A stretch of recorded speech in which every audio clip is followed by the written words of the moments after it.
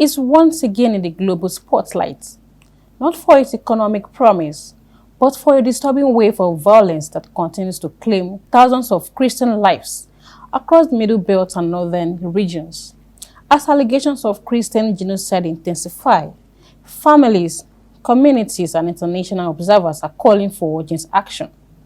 For more than a decade, Nigeria has battled a complex mix of insurgency, banditry, and communal conflicts. But beneath these layers lies a troubling pattern of targeted attacks against Christian populations. According to Nigerian human rights group Intersociety, over 52,250 Christians have been killed since 2009, while more than 18,000 churches have been burned or destroyed.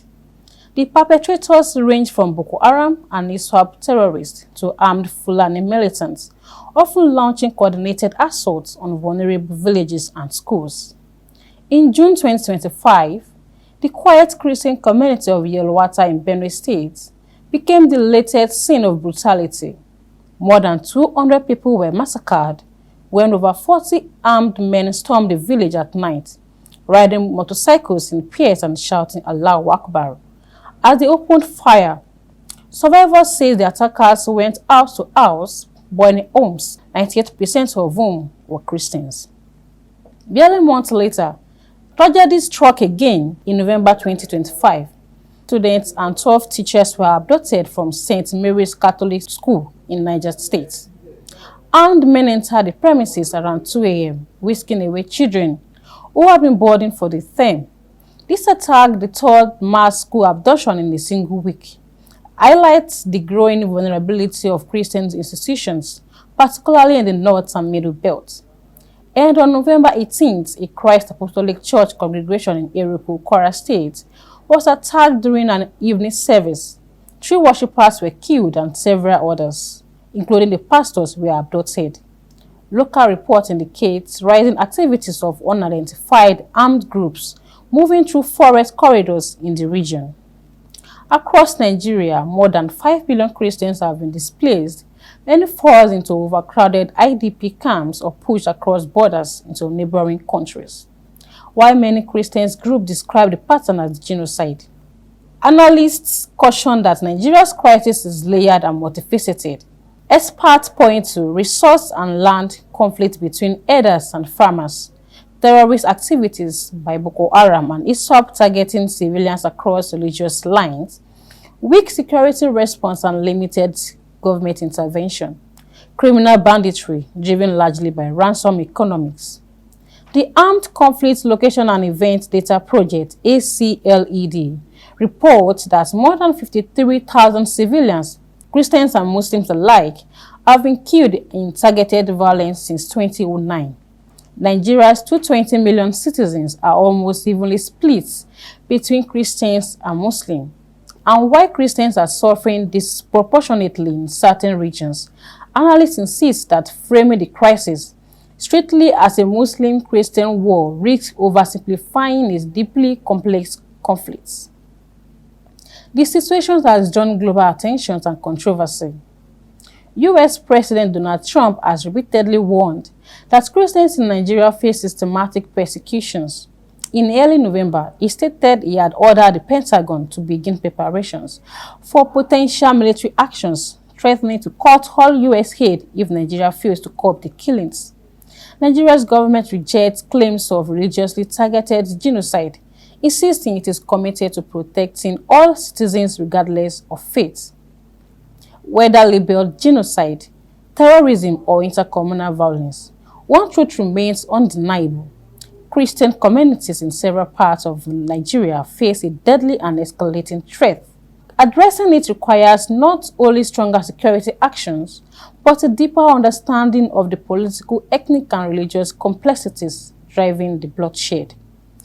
As families rebuild shattered lives and communities struggle to hold on to their ancestral lands, the world continues to watch, waiting to see whether lasting peace is possible in a nation standing at the crossroads of faith, identity, and survival. Reporting for NFTV News, I am Oyiwali Elizabeth. Today on Frontline, we are stepping into one of the most sensitive, most debated, and most emotionally charged conversation in Nigeria as at now, the claims of Christian genocide in the nation. For years, there are reports of killings, kidnappings, targeted attacks on Christian communities. Some call it persecution, others call it conflict. And there've been also organizations are rejecting the term genocide. But beyond these headlines are real people, real families, and real communities living with fear, trauma, and unanswered questions. This conversation is not about politics or propaganda. It is about the truth, getting context and clarity. Because when it comes to issues of faith and identity in Nigeria, narratives can heal or they can inflame the conversation, which is why today we are joined in the studio by Reverend Dr. Femi Bello, the Chairman, Pastors Fellowship, Ibadan Baptist Conference, to help us examine the facts, to confront the myths, and explore what this crisis means for the Nigerian church and the nation as a whole. You're welcome to the studio, sir. Thank you so much. Thanks for having me this morning. Yes, sir. Now, before we get into the divinations, the labels, the debates, we would like to have your perspective and thoughts on the current state of insecurity in the nation. Sincerely, Adiola, I need to tell you that we are in a situation that is so challenging, a period that is so traumatic that either we like it or not, this is a period that we can call a challenging, a traumatic period in our journey as a nation and as a Christian. Now, let's look at this insecurity. Now, in your own, according to your own perspective, which area of the country is most hit? Now, you need to understand that from time immemorial, the northern part of the country has been having this kind of incidents. And you have been having the records, the reports, reality over there has been like the Christian, the churches over there have been having issues, clashes, conflicts, attacks, persecution over the years. Especially when you look at and after some time from the main northern states, later it moves to Middle Belt. And maybe the recent attack on Kwara State now gave us that inch and a great touch that no, this thing is very close to us already, and is now becoming, for us Christian in down south, down east, down south here, we now have it as an issue to combat with. Now let's take the bull by the horn. Okay. The situation as it is now, will you also agree that it is actually a Christian genocide going on in the country? I would like you to look at it deeply. Look at the meaning, the dictionary meaning of genocide. It was more of a systematic. The dictionary defines genocide as a systematic extermination of lives, tribes, ethnics, religious group. And basically there are some issues when you are defining the issue of genocide. You need to deal with the issue of acts, the intention, the intent, the reason, and the attack. That is the action. And the target audience. So when you look at it, you look at the intention, you look at the target, and you consider even the attack. You now going down after divining that, you now look at what we are experiencing and aside and beside what the reality and the definition. You see that is exactly what is happening. Because you look at it just from year 2000 till now, we have lost 50,000 Christians over there in the northern state. Even this year alone, just the first 220 days of this year, we have lost over 7,000. So how do you divine that? How do you interpret our reality? So that is why today, people that are saying we have Christian genocide, they will be very right and very correct because of the reality we are dealing with. Now, there are different school of thought as to why these attacks are happening in the country. I mean, some have said that, oh, they are more driven by land disputes, resources allocation, criminality, as opposed to religion issues.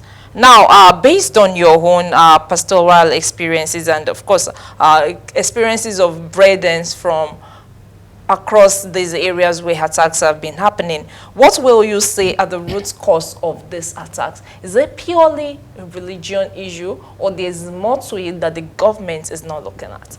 Thank you so much, Adiola. You see, this issue is multifaceted, okay, very complex.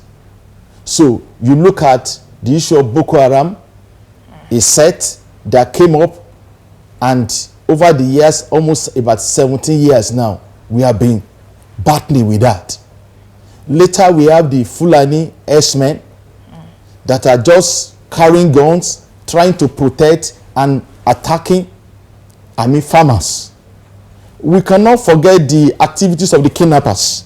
You see, they kidnap for ransom issue. Later, we need to look at the activities of the banditry. Later, we have the land grabbers. People that will come over and take over the land of people and occupy it and disperse. People are being displaced of their initial territory, of their initial place of abode. So you look at it. But sincerely, this issue of religious conflict, political attack has been on. I was in the north for some years. I was in the north, late 90s, early the century here, and I witnessed crisis. Where I was living then has been raised down now. So we witnessed that there was a time that I will go out, my wife will go out, we don't know how to connect ourselves again because crisis can come up, especially on weekends, especially after Jumat on Fridays. So this issue has been on for long, but this time around is taking another dimension. Now, talking about taking another dimension, there are also some school of thought who believe that the media, then the international advocacy groups, the international communities are blowing these attacks out of proportion. Now, do you think that we're suffering from exaggeration of these attacks, or they are just a pure reality? Adiola, my prayer is that we will not be a victim. Because I have to ask myself that if you are there with them and you witness, like a pastor bearing 27 members a day, you witness wives, husband, observing killing his our own husband, parents looking at their children being slaughtered. You cannot say that is not exaggeration. That's a reality. The trauma, the emotional imbalance is something that person will need to deal with the rest of his or her life. Because you can kill somebody physically, but you can kill somebody emotionally. So most of the time, it's not about exaggeration now. It's about reality. Eyewitness spoke that indeed this thing is just too much to unbearable for them. Now let's take a look at the response of the government before we take a look at the response of the church. Now the Nigerian government immediately they came out that there's Christian genocide. Okay. I mean, the Nigerian government immediately denied that claim, saying that there's no Christian genocide in Nigeria. What is your reaction to this? Well, sincerely, what do you expect our government to say? They will need to protect the system. So they will have to give us a political statement for coverage and for security. But sincerely, we all know that there are issues. in our country that the government have tried to undo, but still the issue still becomes a kind of issue, still a mystery for them, because they have not been able, if they are saying they are doing much, their much is not yet the answer to the problem. Now talking about what the government is doing now, how would you evaluate the steps that the government has taken so far since these attacks began, weighing it back to the kidnapping of the Chibok girls, the Dapchi kidnap, then the even this year the Benue killings, the Eruku attacks, and all of those attacks that's happened over and over, the killing of this young lady in the university in Sokoto, and all of this series, pockets of killings and kidnapping, then the kidnapping of priests in parts of Nigeria. Almost every denomination has suffered a loss or the other. Now, how would you rate the response of governments to these attacks? I want us to establish this issue that everybody created by God, we have rights. Right to live, right to do any religion. But when you look at the infringement into personal rights, even right to speak, right to express, right to demonstrate, right to do a lot, you discover that here in the country, we are not enjoying our rights and privileges. Why? Because when you look at what the government is doing, it has not been able to combat this problem. We have not been able to get solution from the activities of the government. Thank God that we are able to recover the Eruku attack people. I mean, the little, and the response in the last few days gave us the confidence that this problem can be solved. But we can do more. We can fish out those people that are in the military that are just there as sacrosanct. Those people that are sabotaging the efforts of group people, because we cannot write it off that people are not making efforts. But there are issues, internal issues, political issues, religious issues that is not making us to get the result. Why will international people now come up that they want to help us? It's because they've seen that nothing has changed, to a measurable level. And that is the challenge that we are battling with. So rating what government has done is still very minute because of the outcome. The outcome is not, strong enough. It's not evidently powerful for people to build up confidence that indeed in a country of our own we are safe and we are secured. Now, talking about outcomes, one major issue that a lot of persons also seem to have is the fact that there's no justice for victims of these killings. We've seen over the years how our government will say, we have rehabilitated this Boko Haram members, they surrendered their arms, so they're taking them through rehabilitation process, and then they rehabilitate them and reintegrate them back into the community. And then when Deborah's killers were apprehended in Sokoto, we saw senior advocates of Nigeria rising up to defend those criminals. And there are a whole lot of cases like that where people just feel like there should be a justice system for victims. People have lost their lives. So why would you allow them go without facing justice? What role do you believe that the Nigerian government should do to protect the Christian communities and ensure that victims actually get justice? Thank you so much. I'm almost coming to that. Because one of the values that need to be promoted in a country like ours is fairness and justice. Look at the cases you've mentioned now.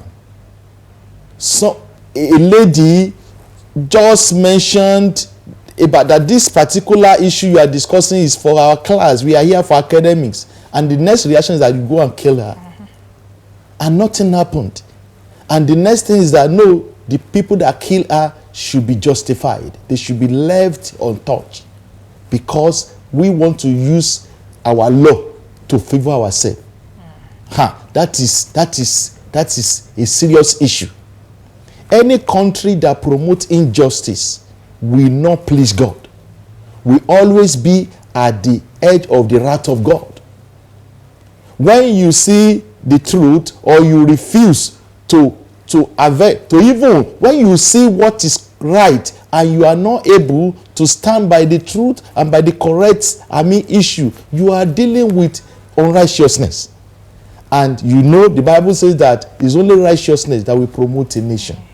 So for us as a country, we have been dealing with a lot of unrighteousness, injustice. You see that we are not fair with ourselves.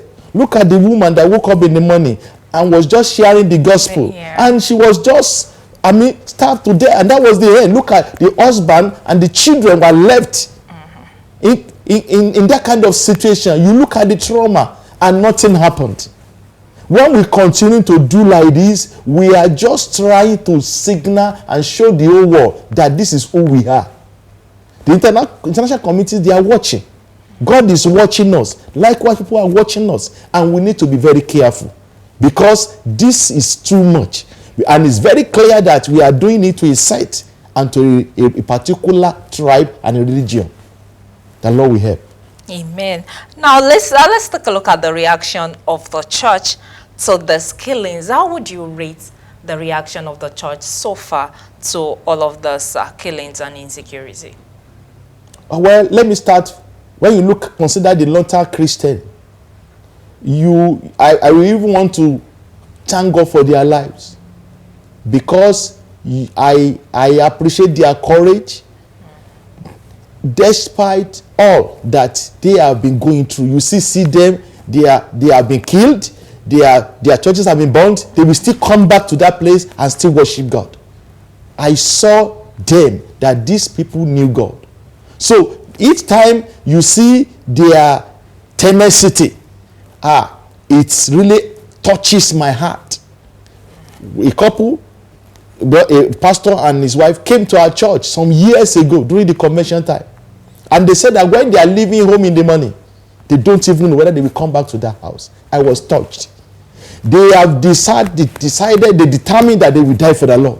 So when you look at their faith there, it's a challenging one, sincerely. Because you look at it, they took it as a faith that nobody is even helping us. They cannot rely on any security. When they call people to come and help them, before they arrived, they have already finished the atrocity. And for us down here, Christian down here in the south, in the east, we see that because we are not being affected, we have not been shouting, we have not been helping enough. We have been trying our best, but we can do more. And this period is the time that we can call, we can advocate, we can use our voice, we can lend our voice so that we can assist our brothers and sisters over there. Now, when the attack on the Iruko community, Iruko church happened over the weekend, it changed the face of Christianity in a way, because from last Sunday, even in the southwestern part of Nigeria, people are now taking security more seriously. Yes. Now it looks like the house of God is now guarded, and then everywhere everybody's on edge. People are. I was telling somebody that you would notice that even the number of persons attending churches have reduced drastically. Now, what do you see this insecurity creating amidst the Christian community, if not quickly tackled as fast as possible? Yes, the Christianity or Christian in Nigeria, we are under siege, and we must face it. The attack of the enemy on the church is both physical and spiritual. Because this period now, people that are afraid will not be able to go to church. People with high blood pressure will not want to go because of that incident. Now, we are forced as a church to have minimum security, the little we can provide to make sure that people are secure during time of worship. Worship.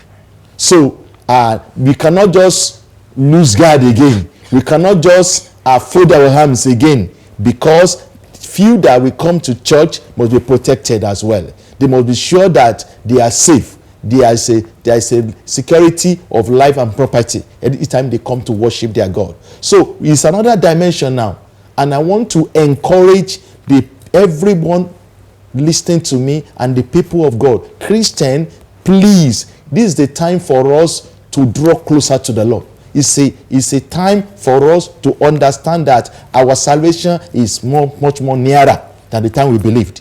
Now, what can we do? Look at the time of Nehemiah, when they are building the wall. They had to, you are using one hand to build, and they are using other hand to handle army for their protection, because the location is under siege, and they don't want to stop the work, the building of the temple of the wall, and at the same time they cannot just jeopardize and waste their life. So the church has come to that stage whereby we need to put up a minimum security just to protect the lives and property, because we are in a challenging period. Now, we cannot deny that the fear is real, beyond what is happening, beyond prayers and all of that. What are some other protection or care that we can show to, most especially for northern Christians, to let them know that at this time that the whole Christian community is standing in faith and standing in support, and also calling on the government to ensure that there's safety in that part of the country? Thank you so much. Our brethren over there, they have suffered. The little we are doing is not even, the much we are doing for them is not enough. So now we need to advocate. We need to lend our voice. We need to speak more. We need to pray more. We need to ask for mercy. We need to come together. By the grace of God, I think the first week in December, the first Sunday, every Christian in the country will be fasting and praying. That is a good one, that we can come together as one body and call upon God for mercy. So that one will go a long way. It's a therapeutic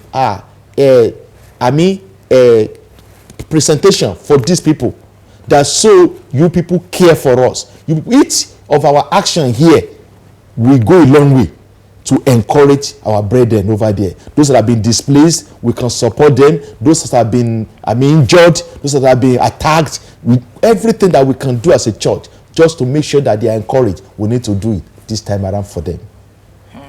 Now, a lot of Christians are also calling on the international community to pressure the Nigerian government to act. So do you also have a view that the international community would be of help to the Nigerian Christians, or they would further make things complicated?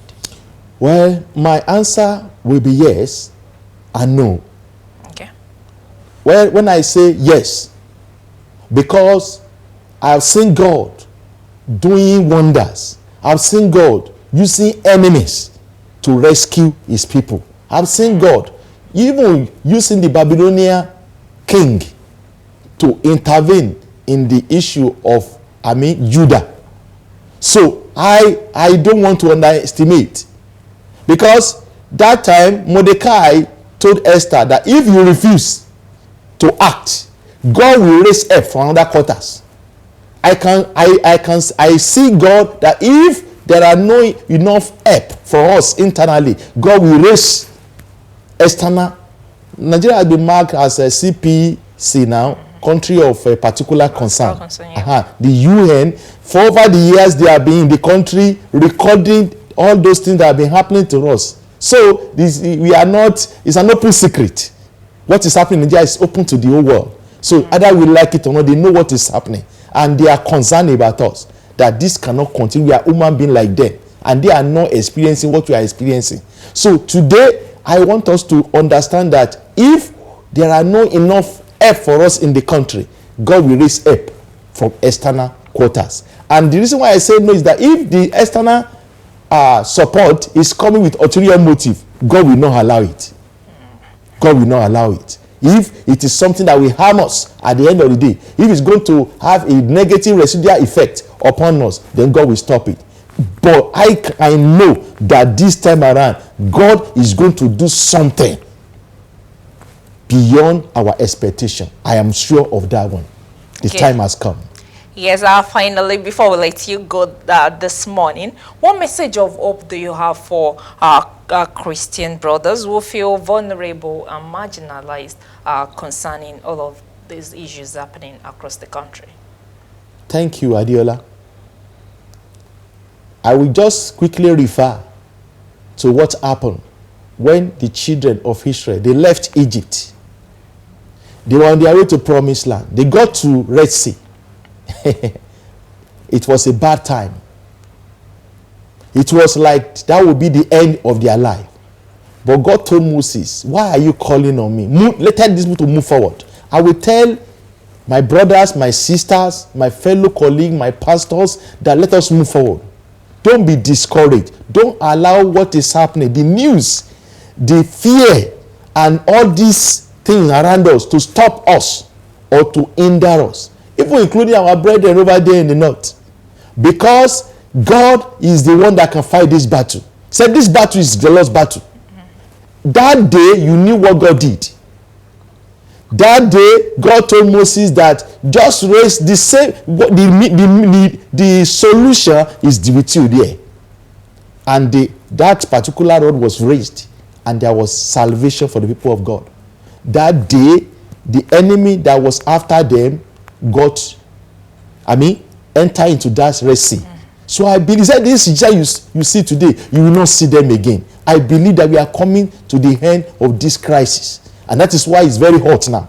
That is why it's very terrible now. So I believe that there is no problem that doesn't have any expiry date. It will surely come to an end. Nothing continues for life. So that is my message, that please fear not. Fear not. In the Bible, we have enough each for a day. So that should be enough for us, that this time around we should build up our faith in Christ Jesus. That the God that created us here has a reason, has a purpose, and he will not look at us just for everything to go wrong perpetually. Thank you very much, Dr. Bello. Thank God for coming to the studio to engage us honestly on this complex issue. We appreciate your insights. Glory be to the Lord. Thank you so much. Yes, it is no news that there's a high spate of insecurity in the nation, and then there are killings of Christians, most especially in the northern part of Nigeria. And the truth is, whether we put a label on it or not, there's need for protection, justice, and reconciliation, and that has to happen urgently. As Christians, we must call for the truth, and while calling for the truth, this truth must be matched with real actions from the government, from civil society, from the church itself, and we can only hope that peace is restored to Nigeria. That's the much we'll be taking on Frontline for this morning. My name is Adiola Deguki. Good day.